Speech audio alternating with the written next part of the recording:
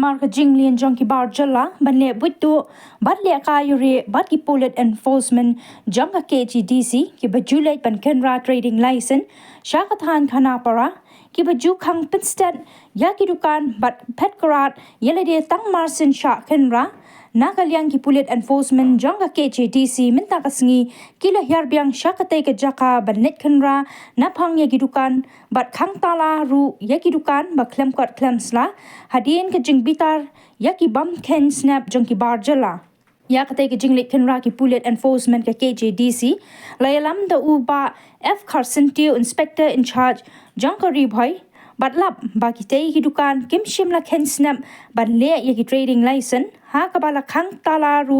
ya ki dukan bala penyang score ya ki tei ki bar jala hadu bakin dawan ban pan ma bat kula ru bakin le ya ki trading license bat wat jingtem ru na ki tei ki pulet ka KGDC kum no banyo ya ka trading license na kalyang ki pulet ka KGDC kila ai ru da ka jingtho shab Paro kita gi dukan ba ki dei ban penbiang ya ki kot kisla hapo shiposngi bat lada kimne ki dei ban khang du sinnan ya ki dukan jongki bat lada kimla ban le kumta nakalyang ki pulit enforcement kinwan ban khang talahi ya ki tei gi dukan office में आने होगा पीसफुल आप लोग इधर में सब ऐसा ना खाली ये मिल गया लाइसेंस टाइम में मिल गया कानून से चलेगा हम लोग प्रोसीजर से चलेगा जैसा इसमें शोकॉस नोटिस देगा टाइम देगा 10 दिन तो शोकॉस नोटिस में तब अप्लाई करो लाइसेंस तब ऐसा क्योंकि हम क्यों गुस्सा हुआ कल भी हम आया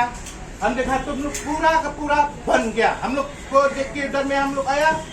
हम लोग को देख के बन गया इधर सब बन गया देखो अभी भी इधर सब बन हो गया कि हम लोग मालूम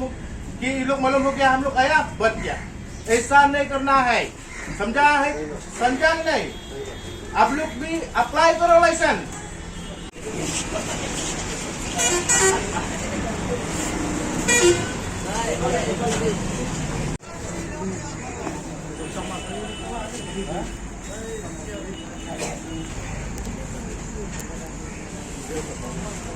Hết lại quanh lon ni lên một phật lại zaman